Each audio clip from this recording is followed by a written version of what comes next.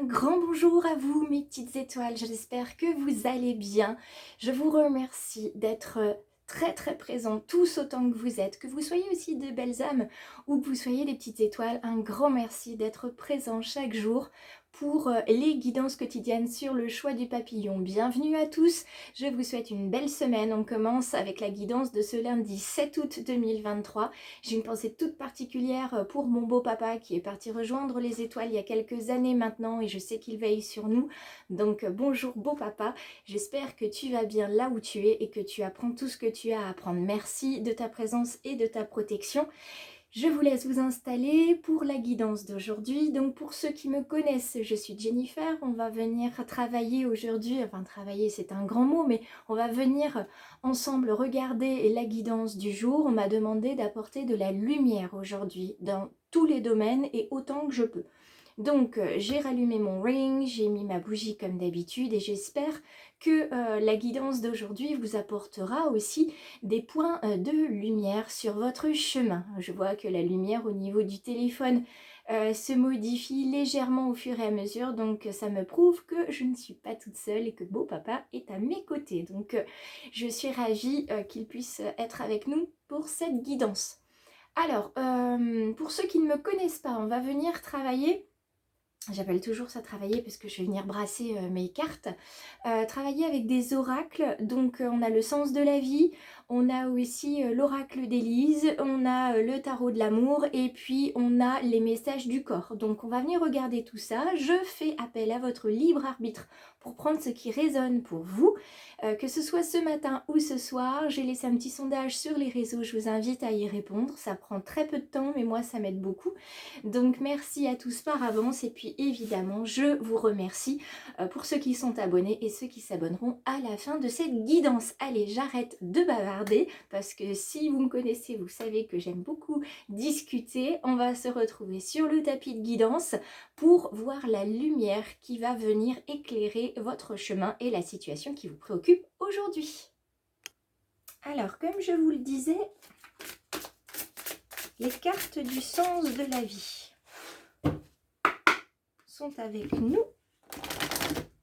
pour nous apporter de beaux messages. Et on va voir lequel aujourd'hui.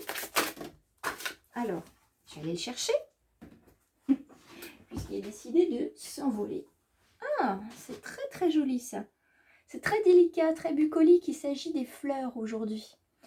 La carte des fleurs, travailler avec les fleurs, ouvre votre cœur et apporte des bienfaits et du sens à votre vie. Alors évidemment, là, ça va résonner pour les jardiniers, pour les fleuristes.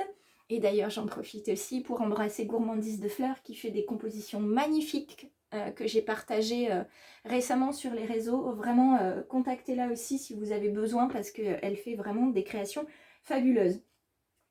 Donc les fleurs, c'est aussi ce lien délicat avec la nature. Donc il ne faut surtout pas se priver. Hein. Si vous aimez les fleurs, coupez les plantes, n'hésitez pas à aller en acheter et en mettre chez vous aujourd'hui. En tout cas, c'est une carte qui révèle votre connexion à la couleur, à la beauté et au parfum. Donc au fait que vous êtes connecté à vos sens. Le sens vraiment, tous les sens finalement, parce que le toucher, la vue, l'odorat, etc. C'est vraiment connecté. Vous êtes connecté avec vos sens. Donc il ne reste plus qu'un pas, finalement, une porte à ouvrir pour aller vers vos sens spirituels, vers vos dons, vers votre intuition. Cette connexion-là, c'est celle qu'on va vous demander de travailler. Si toutefois vous passez par un magasin de fleurs aujourd'hui, regardez quelle est la couleur qui vous attire le plus, ça viendra vous indiquer quel est le chakra qui est en demande.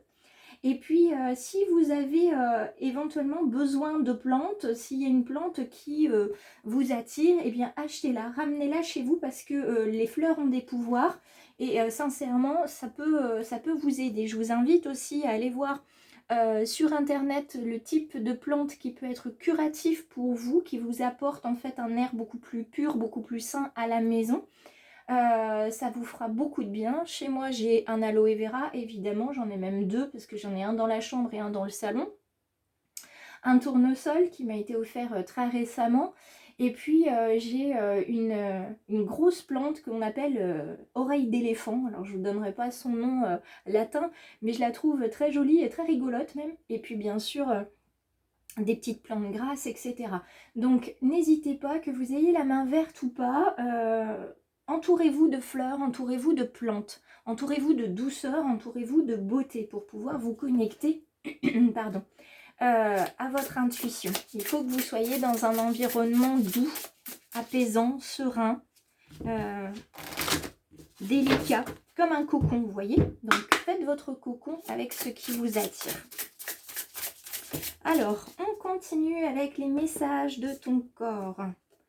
On nous parle de motivation aujourd'hui et de chakra du cœur. Donc, les fleurs vont venir ouvrir votre cœur aussi. Donc, ça tombe bien.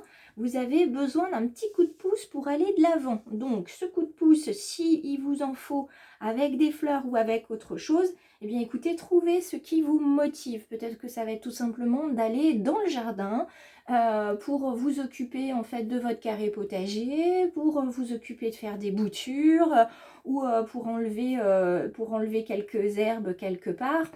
En tout cas, la connexion avec la nature va être non seulement une source de ressourcement, mais va être également une source de motivation. Cet ancrage à la terre, hein, le fait de travailler la terre, d'être à l'extérieur, d'aller se promener en forêt aussi, ça peut être de l'acrobranche, hein, peu importe, mais d'être lié avec la nature, de voir le rythme de la nature et surtout la beauté, parce que c'est vraiment impressionnant de voir tout ce travail que la nature fait pour faire pousser des plantes, pour que les oiseaux puissent trouver des nids, enfin vous voyez. Ils ont une ingénierie absolument incroyable et je vous invite à l'observer, comme quand nous étions enfants et que on s'arrêtait au-dessus d'une fourmilière ou on voyait des gendarmes qui se suivaient, etc. Ce temps suspendu va vous apporter beaucoup de bien.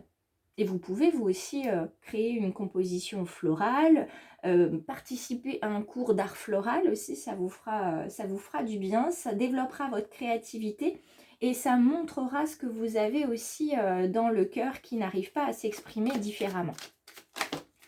Alors, les commérages, ça va bon train et ça vous fait du mal. Alors, on va voir pourquoi ça commère aujourd'hui et tout ce qu'on a ici. Alors, on a peur de se faire plaisir. On a peur de se faire plaisir. Pourtant, l'univers nous dit oui, oui, oui, oui, il faut y aller. Si vous êtes motivé, si vous avez envie d'aller de l'avant malgré votre peur, on vous dit d'y aller. Peur de vous faire plaisir, que ça soit dans le domaine personnel, professionnel, sentimental, peur de vous faire plaisir, peur d'aller vers le beau, peur d'aller vers ce qui est délicat, doux, sympathique, enfin tout ce qui fait plaisir. N'ayez pas peur de vous faire plaisir, vous le méritez. Vous le méritez, vous pouvez vous offrir des fleurs, n'attendez pas qu'on vous les offre, vous pouvez vous les offrir.